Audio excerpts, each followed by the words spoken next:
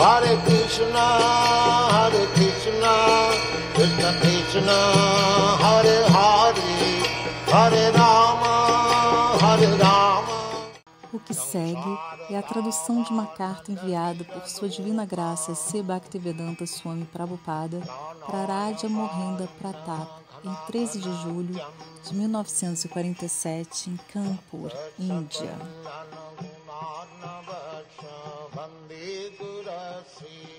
Caro Raja Sahib, na continuação do meu último cartão postal, peço-lhe informar que terminei a leitura do seu livro Religião do Amor. Na minha opinião, toda a tese é baseada na filosofia do panteísmo e a abordagem é feita pelos serviços à humanidade. A religião do amor é a verdadeira ideia religiosa, mas se a abordagem é feita apenas através do serviço da humanidade, então o processo é tornado imperfeito, parcial e não científico.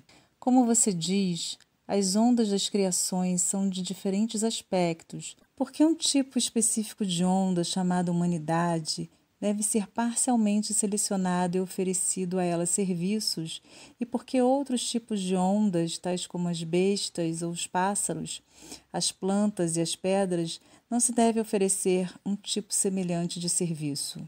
Nesse caso, como você pode dizer que a adoração de uma pedra é pecaminosa, enquanto o homem, que é mais que uma pedra, deve ser considerado como objeto de amor? Estas são algumas das perguntas que surgem de um estudo crítico do seu livro. Se você desejar, posso entrar em discussões sobre isso, e minha opinião é que sua abordagem é parcial e não científica.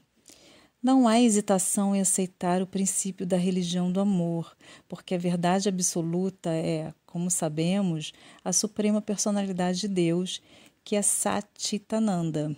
Sem Ananda, não pode haver qualquer amor que seja um fato aceito. Seu delineamento da sociedade, amizade e amor entre os seres humanos baseia-se apenas nessa porção de Ananda, mas você evitou as outras porções de eternidade e cognição de Deus, a alma completa. Assim, a abordagem é parcial e não científica. A verdadeira religião do amor é perfeitamente inculcada no Bhagavad Gita. Quando falamos de amor, deve haver o objeto de amor e o amante também. Aqui nesse mundo, descobrimos que o objeto do amor e o amante são ambos traidores e traídos em suas relações recíprocas. Essa é a nossa experiência. Mas o fim último, sendo uma alma completa, a existência dual do objeto do amante e o amado perde a identidade. Nesse caso, a eternidade e o conhecimento do amado e do amante desaparecem ao mesmo tempo. Dessa forma, surgem muitas perguntas que podem ser apresentadas a você para discussões adicionais para ajustar suas ideias de religião. Além disso, você não citou nenhuma autoridade para todas as suas declarações. Portanto, é mais ou menos dogmático. Se homens diferentes colocam visões dogmáticas diferentes sobre a religião e seus elementos essenciais, quem deve ser aceito e quem não deve ser? Portanto, a abordagem deve ser e precisa ser autorizada, científica e universal. Seus delineamentos não estão em conformidade com todas essas coisas necessárias. Essa é a minha principal contestação. Se você tiver tempo para discutir sobre isso, terei o maior prazer em comprovar minhas alegações o máximo possível. Minha base de argumentos será o Bhagavad Gita, que é o mais autorizado, científico e universal.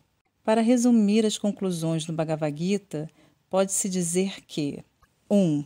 Deus é um e tudo está nele e ele está em tudo. 2. Prestar serviço transcendental a Deus é servir tudo o que existe, assim como regar a raiz da árvore é regar os diferentes galhos e numerosas folhas da árvore, ou fornecer comida ao estômago é vitalizar todos os sentidos e os órgãos dos sentidos do corpo. 3. As peças são servidas automaticamente quando o todo é servido, mas quando as partes são servidas, o todo pode não ser servido ou simplesmente não servido. 4. Como as partes e o todo estão relacionados eternamente, é dever eterno das partes prestar serviço ao todo. 5. Recebedor dos serviços das partes, Deus é Satchitananda Vigraha, ou seja, o todo atrativo, consciente e a toda feliz personalidade eterna. Ele pode se revelar por sua própria potência, sem qualquer ajuda da potência externa chamada Maya, a fim de ser percebido pela potência limitada das partes, e como tal, ele não é apenas o maior de todos, mas o menor de todos. Esta é sua prerrogativa. 6. Ele é melhor percebido quando ele, por sua misericórdia sem causa, concorda em descer neste mundo mortal, mas ele nunca é realizado pelas especulações parciais dos filósofos empíricos, por mais sistemáticas e de longo prazo que possam ser. 7. Shri Krishna é a personalidade de Deus e a causa summum bonum de todas as causas comprovadas por fatos e números na declaração do Bhagavad Gita. Mas ele se reserva o direito de não ser exposto às especulações sensuais dos filósofos empíricos. 8. Portanto, deve-se render a ele se quiser conhecê-lo como ele é. E esse é o processo real de abordar o infinito pelos infinitesimais. 9. Shri Krishna é facilmente disponível pela religião do amor, isto é, pelo amor e pelo serviço, concebidos pelas donzelas de Vraja, que praticamente não tinham educação nenhuma e muito menos qualquer reivindicação pelo direito de nascimento de classe alta. 10. O serviço mais elevado que pode ser prestado à humanidade é, portanto, pregar a filosofia e a religião do Bhagavad Gita por todos os tempos, todos os lugares e para todas as pessoas. Espero que você concorde comigo e assim faça um esforço combinado nessa direção em benefício da humanidade. Com os melhores cumprimentos, Abhay Charan D. Pontos de destaque da carta. 1. Deus é um e tudo está nele e ele está em tudo. 2. Prestar serviço transcendental a Deus é servir tudo o que existe.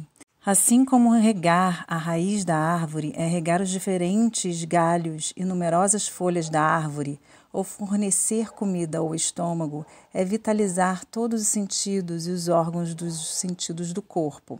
3. As peças são servidas automaticamente quando o todo é servido, mas quando as partes são servidas, o todo não pode ser servido ou simplesmente não servido. 4. Como as partes e o todo estão relacionados eternamente, é dever eterno das partes prestar serviço ao todo. 5. Recebedor dos serviços das partes, Deus é Satchitananda Vigraha, ou seja, o todo atrativo consciente e a toda feliz personalidade eterna. Ele pode se revelar por sua própria potência, sem qualquer ajuda da potência externa chamada Maya, a fim de ser percebido pela potência limitada das partes e, como tal, ele não é apenas o maior de todos, mas o menor de todos. Esta é sua prerrogativa. 6. Ele é melhor percebido quando ele, por sua misericórdia sem causa, concorda em descer nesse mundo mortal, mas ele nunca é realizado pelas especulações parciais dos filósofos empíricos, por mais sistemáticas e de longo prazo que possam ser. 7. Shri Krishna é a personalidade de Deus e a causa summum bonum de todas as causas comprovadas por fatos e números na declaração do Bhagavad Gita, mas ele se reserva o direito de não ser exposto às especulações sensuais dos filósofos empíricos. 8. Portanto, deve-se render a ele se queira conhecê-lo como ele é. E esse é o processo real de abordar o infinito pelos infinitesimais. 9. Shri Krishna é facilmente disponível pela religião do amor, isto é, pelo amor e pelo serviço, concebidos pelas donzelas de Vraja, que praticamente não tinham educação nenhuma e muito menos qualquer reivindicação pelo direito de nascimento de classe alta. 10. O serviço mais elevado que pode ser prestado à humanidade é, portanto, pregar a filosofia e a religião do Bhagavad Gita por todos os tempos, todos os lugares e para todas as pessoas.